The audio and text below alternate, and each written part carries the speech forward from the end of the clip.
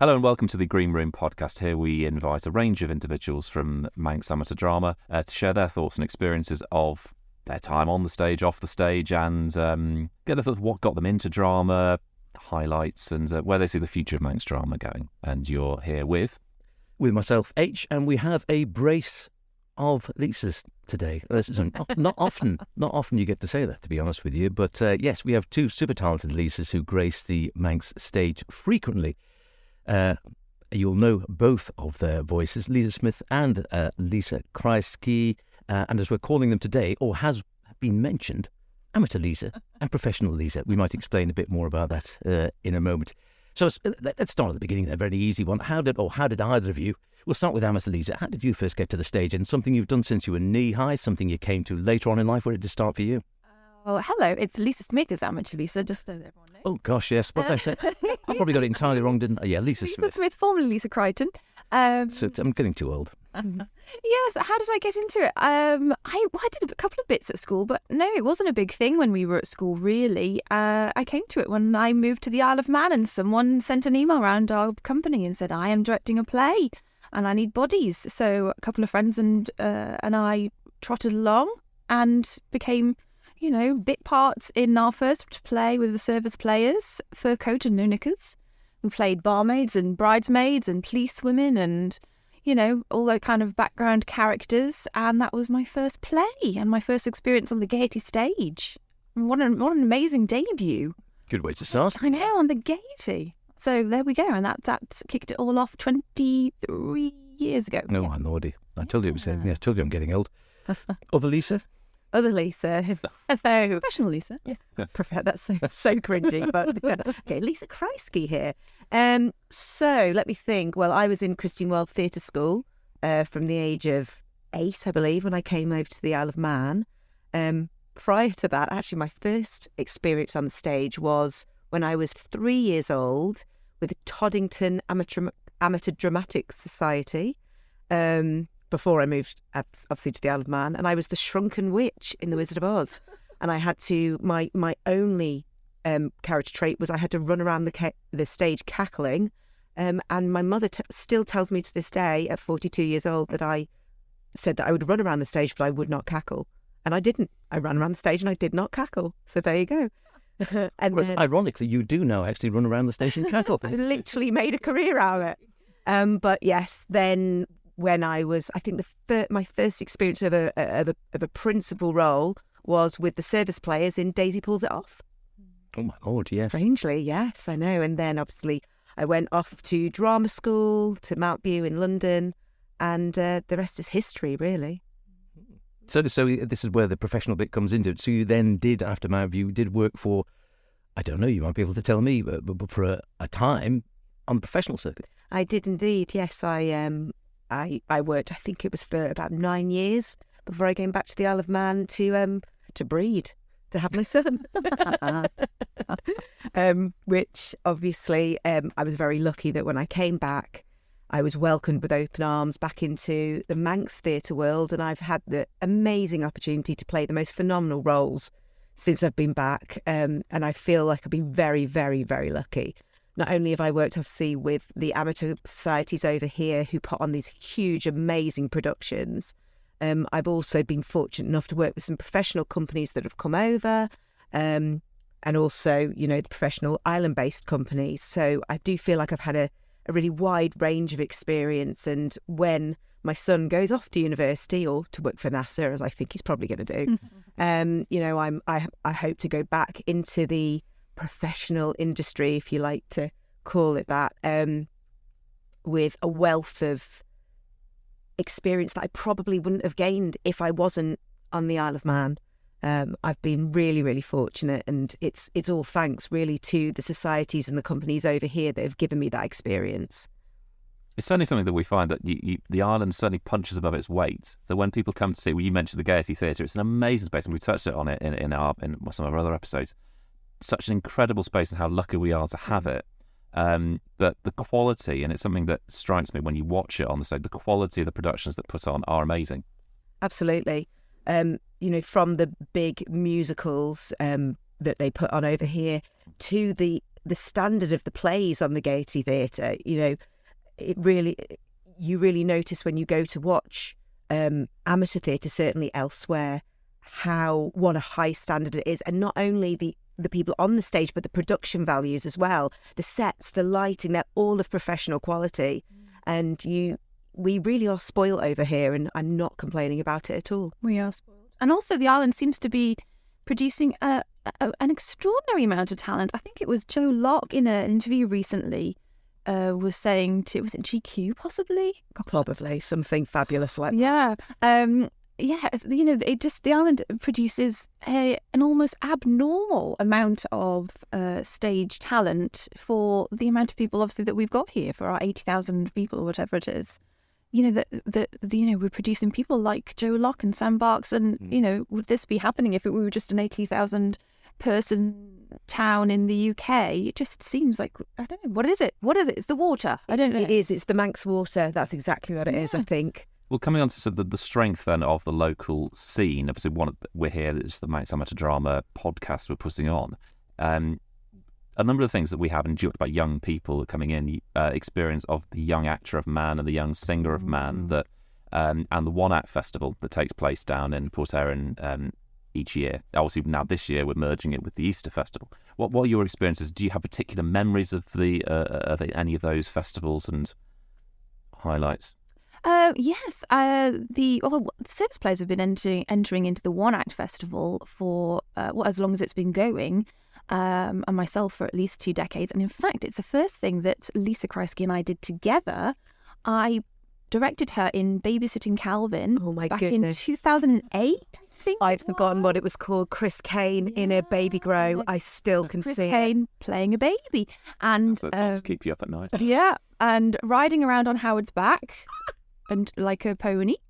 And yes, Lisa won Best Supporting Actress for that, and I think we won Best Runner-Up Play or something. And I remember in the green room actually afterwards, the adjudicator marvelling over the fact I said, a throwaway comment like, I think we've only had the cast all together in one room for maybe 2 rehearsals and the performance, and he was absolutely astounded. He said, what could you have done if you had time to rehearse this properly?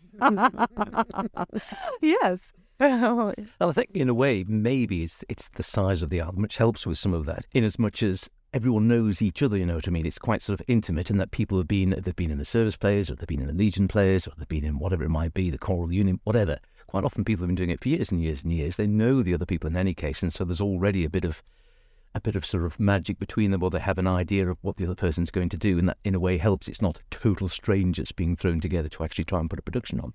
I think that's true. That's definitely true. But also, there is that sort of fear as well of, I certainly get it, in that people, because they know you, they expect a lot from you. So you almost feel like it's great to do a show with your friends, but also there's that standard that is expected, which is kind of nerve-wracking in a way. And I suppose that little bit of extra pressure that helps, on the other hand, to make it a really, really quality production. Yeah, I agree. I think that what Howard was saying, that is lovely. There's this lovely mingling between the societies. Yeah, that's really nice. And I think Michael Lees in your other podcast was saying that in days gone by, there was a little bit of frown. It was frowned upon to go and do something outside of your society. Never come back through the door again if you're in any other society production. Yeah, whereas I think that's much more encouraged these days and necessary as well.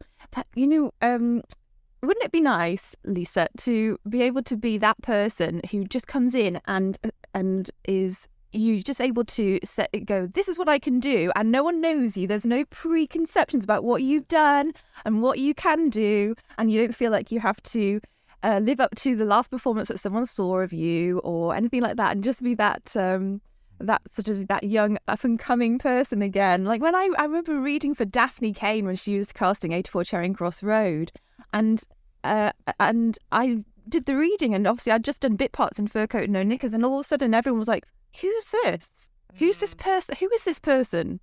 And that was just bizarre, and a bizarre sort of moment for me. And then I got the main role of Helen Hant opposite you as as the bookseller.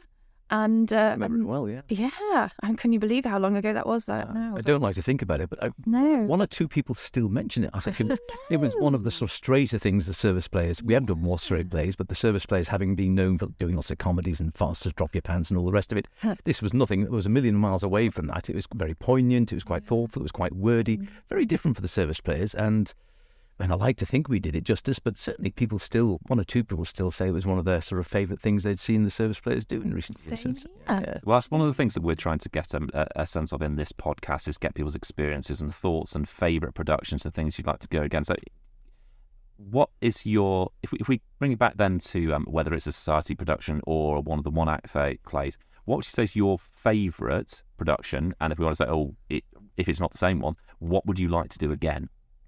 Or an opportunity to do? It's easy. For me, Shirley Valentine. I've always wanted to play that part, and what better way, now I'm finally old enough to play her, because I've been wanting to play her since I was about 12. What better way to play her than on the Gaiety stage? I mean, I was speechless when Parker Snell asked me to do it, and I'm hoping that maybe they'll bring it back or take it on a little tour or anything. I'd do it in a dustbin if they asked me. I loved it. It was great. And I had a sparkly pink set. Sold.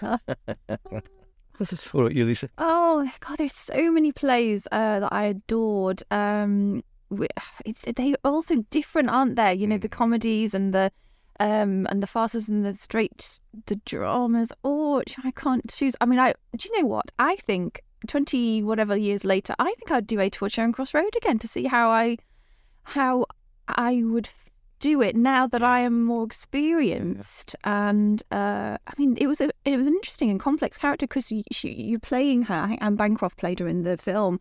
You're playing her from fairly a young woman all the way almost to the end of her life. Yeah, it was. I think that I would certainly do it a little bit different now. That was a really good play, but I loved doing Blood Brothers with David Dawson and Three Legs Productions. That was a superb play. And I remember we were going to do it again at the Easter Festival that year. We'd been invited, and then of course COVID hit. We were devastated, actually. We were all so excited. We were so looking forward to doing that again a few months later, or 3-4 months left, 5 months later. We were all really on board for doing that, and then everything shut down, didn't it?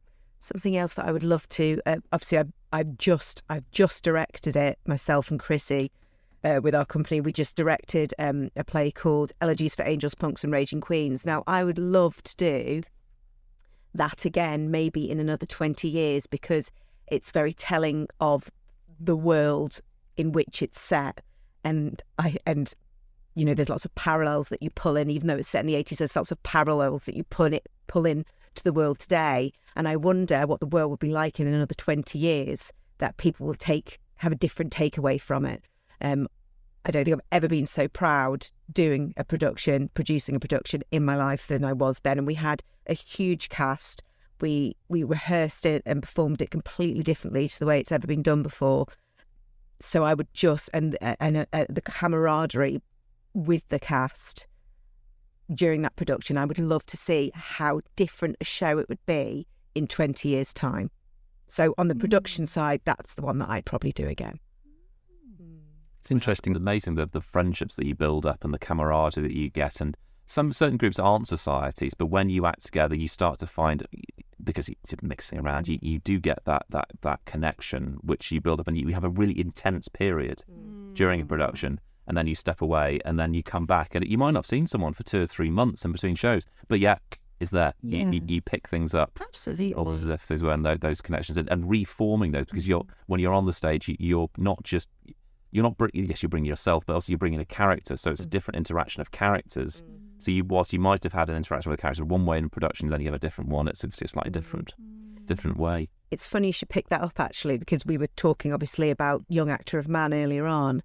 And when I won Young Actor, I don't like to go on about it, but when I won Young Actor in 1996, oh my gosh, that makes me sound so old.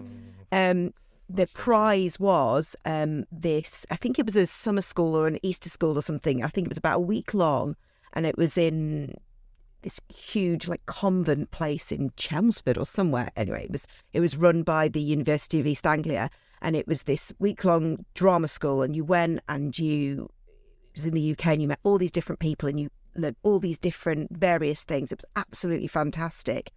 And one of the girls that I befriended there, because obviously you boarded there, one of the girls that I befriended there, I ended up then at drama school with 2 years later. Oh, lovely. And we're still friends now. And just, obviously those friendships that you form in that intense period can be lifelong, even if it's not from the Isle of Man. And I do think that it is fantastic the way that the Isle of Man gives you that confidence to go away and if you want to further your education in drama, it gives you that confidence to go away and do that.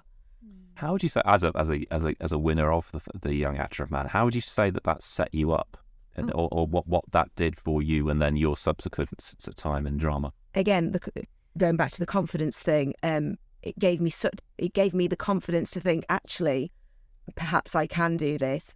That experience of going away made me less nervous of going off the Isle of Man. I think sometimes we have, as a young person, we have a fear of what's over the water, if you like. And because Young Actor of Man gave me that experience to go away, I was then able to think perhaps I can go away to London and go to drama school, and I did. And I had the most fantastic education, the most fantastic experience. But I think if I hadn't had that confidence that the community on the Isle of Man had given me, then I don't think I would have done that. A little boost. Did you go away, John? When you won the... Now, you see, I wasn't going to mention that. But yes, as another winner, 2006, of the Young Actor of Man. Yeah, it was it was a wonderful experience. So obviously, you're just used to, not say a bubble, but you have a group here and it's very comfortable.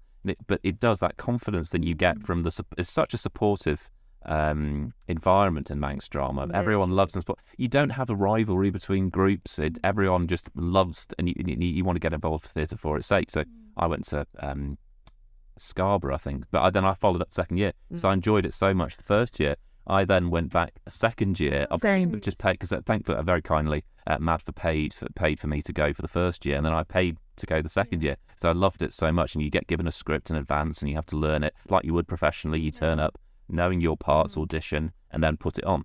What a wonderful opportunity. And also, then when I came back to the Isle of Man, I then found myself coaching people for Young Actor of Man, for Young Singer of Man, so I could take that experience and pass it on, which I think is a really, really rare opportunity to be able to go back to where you were nurtured and supported and taught, and then pass that knowledge on to the upcoming generation.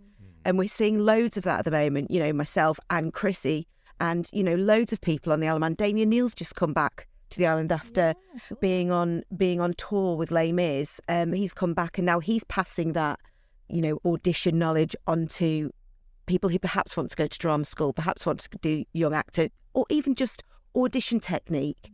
We can take what we've learned and pass that on, which I find really, really exciting. And I've seen some absolutely amazing people coming up. And when they do go on to do well, I feel like it's one of my children. I love it. As much as we see, so I think the societies have, they're splintered a little bit. I mean, certain groups that go on because it's friends that get together. But do you find, there's often comments about amateur drama and it's on the wane. It's not quite as popular. People want to game and everything. But from what we're saying here, there's a huge wealth of talent, and in fact, it's a much broader, rather than just through societies. People are getting that support from individuals who've maybe come up through society, coming back and giving that coaching in that environment, so then get them on. So I know Sharon, my wife, when she organises with MADFA the One Act and the Young Actor of Man festivals, there's so many people that apply, huge numbers, far more than I did back in my day. When how many? 12. I think there's one point we have 50 people applying 1 year for the act. It's incredible numbers that you get in. That's true. And I just love the One Act Festival. I think, I'm just so grateful for MADFA for giving us that, because it's just such a wonderful breeding ground for talent. I mean, at the moment, we've got this wonderful actress called Helen McKenna, who's wanted to have a little go at directing. And I said, well, why don't you direct this play that I've written? We had someone who was thinking about directing or co-directing, and I thought, well, I could co-direct with someone. I said, well, how about you take that on? And, because it's just you don't have to worry about any of the sort of periphery stuff. You don't have to worry about marketing it. You don't have to worry about any of the admin, or Madford does all of that because it's part of the festival. And you just have to worry about putting that vision on the stage. And, so it's a lovely place for people to, be encouraged and nurtured to, up and coming directors and actors as well, because of course, it's not that high pressure. I mean, I don't think it is anyway. I know some people find it difficult to be. Yeah, I think it is very supportive. I was actually going to touch on that because you have written quite a few plays and they've been performed over here in the One Acts and won various festivals as well. How does that work for you then? Because it's an interesting sort of, I suppose, juxtaposition. If you're actually an actress and maybe a director and you've written the play, and you could be in any one of those roles having written it, either directing it or actually performing in it. How does that work for you then, particularly if you're sort of directing it and you've got other people performing in something that you've conjured up in your mind? So you probably, when you were writing it, had very specific ideas of what those characters were. You've got to work with what you've got, so they might not necessarily be exactly what you see. I mean, how does that work for you? It's a really interesting process because, yes, you write something and it is absolutely in your mind, oh, okay, I had them doing this or saying it that way. And often I will just say to someone, that's actually, if you could just try saying it like that, that's how I imagined it when I wrote it. And sometimes that works and sometimes it doesn't. And of course, you've got to give all the actors the ability to interpret the role as they see fit. And, I have to give them the room to do that. And all sorts of interesting things come out of that as well. But it's never been so curious to me, the whole process, as sort of having Helen direct this one for me, because of course she is putting her interpretation on as well as the actors. So I turned up at a rehearsal the other night and they'd already been rehearsing a scene, and I was like, oh, what are they doing there then? And she said, oh yes, so we've got it, we're going to have that sofa there, and then they're going to be doing that, because I thought that, I'm like, wow, that's not at all how I wrote it, but I mean, that works, that absolutely works. And she sort of looked at me like, oh, have I done something wrong? No, you haven't. No, that you must do it as you see fit. It's just that when I wrote it, I wrote it that I just, they were in a bedroom doing this, but that works really well. I hadn't thought of doing it like that. It's lovely having someone else's interpreter. I have to shut up. Take lots of good opportunities to shut up. I think you're very brave letting somebody else direct something that you've written that has been created in your brain, and you must have, and rightly so much faith in Helen, because she's fabulous. Yeah. But I don't know if I could do that. I think I might be a bit too much of a control freak. Is that, have you got one brewing then to write a play? No. You've got a play in you, yeah? You've never... Oh, yes. Chrissy and I did write a play for Theatre Fest, actually. Right. Well, it was a musical called Megan and Me, and the amazing David Holland wrote the music for it. And it was actually went down really, really well. But we've been so busy since then with various productions and life, young children and what have you, that we just haven't had a chance to develop it. But I would absolutely love to. I might pick Lisa's brains up. There we go. Bring people together. Might have something brewing here. You might have created a monster. Well, speaking of monsters, and you've been involved in, as we're talking, involved in Young Frankenstein, but you cross over regularly between musical theatre and just straight drama. What's the difference there? Totally different technique. How do you find it? Because it's not exactly the same. And as John was saying, in many ways, certainly on the island at least, it seems to me over the last few years, musical drama and the big shows have taken off and become more popular than ever. The big productions, whether it's by Tellurian or the Operatics or the Choral or whatever, these big musical, full-on musicals, whereas the straight plays sometimes perhaps have become harder to sometimes get people involved in and don't seem to have the popularity they might have had 30, 40 years ago. Well, I think that for me, I have to keep myself amused. I get bored very, very easily. So as varied as I can possibly be, the better. I love the big musicals because for me, because I'm not anything to do with the production side of the big musicals, I can go in, I can jump about the stage, be silly, be crazy, and then go home again. Whereas a lot of the time with the plays, I'm involved in the production side, or certainly with Shirley Valentine, it was just me. So I just it's a very different style, and also the rehearsal period is very, very different. With over here with a big musical, you will be rehearsing for at the minimum 4 months, because obviously a lot of the people involved have jobs during the day, but not necessarily with the service play stuff that I've done, but certainly with the Parker Snell productions that I've done. They reserve me for 2 weeks. We rehearse, and during the day it's an intensive rehearsal period, and then it goes on at the end of the second week. That's something that I really, really enjoy.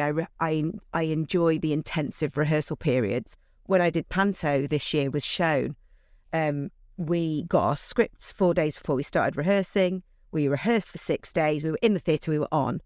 And because it's a job, and they reserve you for those 2 or 3 weeks, it's your whole life, which I like that. I like having something that's intensive and,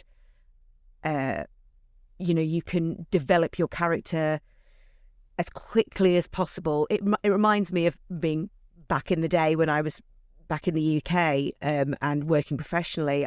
I enjoy that, but sometimes it's nice to just go in, do your bit, go home again, and know that somebody else is taking care of everything else, like the costumes and the lighting and the production values. I enjoy that as well. Do you find character development that, because if you only get to, so you said 3 or 4 days before you then into rehearsal process, how do you find developing a character between doing it in a slightly longer process, like say 3 or 4 months, where you really get to know the character? And sometimes I find with characters, you pick them up as you go along. But if you're only doing it with say 2 or 3 days and then you're in rehearsals, how do you develop the character? But you have to remember that in those 2 or 3 days, you're rehearsing from 10 in the morning till 6 at night. So you're living. It sounds slightly actory, but you're living in the character, so it develops naturally. Whereas sometimes I think when it's a longer rehearsal period, it's almost, I don't want to say this, but almost diluted, because you have so long to think about it, and you're repeating it so much. For me as an actor, if I'm doing a long rehearsal period, I'll try and do it different every time, because otherwise you lose some of the spontaneity, but also some of the joy sometimes. So for me, a shorter rehearsal period I find easier in a way, because you can put your life on hold for those 2 weeks. You know that for these 2 weeks I'm going to be living in this character, and you're so focused and so intent on that character that it develops naturally. Yeah, I think I would much prefer that process. I mean, I do prefer when we did the Parados Theatre production of Much Ado About Nothing. I mean, it was sort of 5 weeks, wasn't it? It wasn't, a week or a few days. But obviously it's not always possible with amateur theatre, is it? I mean, because we've all got lives and it's difficult to schedule things, and people don't necessarily want 3 or 4 rehearsals a week. But I really enjoyed that process. And of course, you're expected to turn up and knowing your lines, and some people did and some people didn't, and, to greater or lesser degrees. But I thought that was really nice, trying to get it done in sort of a month and then going on. I much prefer that than a longer rehearsal schedule. Shakespeare, so it adds an extra level of complexity. You've actually got to try and understand what you're saying before you then need to try. I don't know, there was some of that in Panto as well. I go on and go, what did I actually just say? That didn't make sense at all. Just cackle and cover it, it's fine. Well, listen, we could probably talk all afternoon, but it's been lovely just sharing a few memories and thoughts about your acting careers from early days, what inspires you, what you're doing now. Just to finish off, maybe plans going forward, anything coming up? So, Lisa, you've sort of hinted maybe you might go back to the professional stage at some stage. Well, it'll be a few years, yes, I think. But for me, this year is, after Young Frankenstein, this year is going to be all about travelling and spending time with my boy before he's too old to want to hang out with me. He'll hang out with you forever, surely. As long as I take him on holiday. Yeah. He's not that daft. What about you, Lisa? Any plans? Any more plans? More writing? More directing? Neither, both? Not sure about directing, but the service players are reading for their June production at the Gaiety in the next couple of weeks, and we are in negotiations about our November production as well, which will definitely be a comedy, and Alex Brindley will direct. Yes, to now, because I've said it. You, Alex. But we're just deciding on which one to do. But that and the One Act Festival, of course, which is what we're working on at the moment. That's Terrific. exciting. Well, wonderful. Well, listen, thanks ever so much for spending a few minutes with John and myself today. So I'll get them right this time. Lisa Smith, Lisa Kreisky, thank you very much. Thank you. And yes, break a leg in whatever your next production is. Thank you.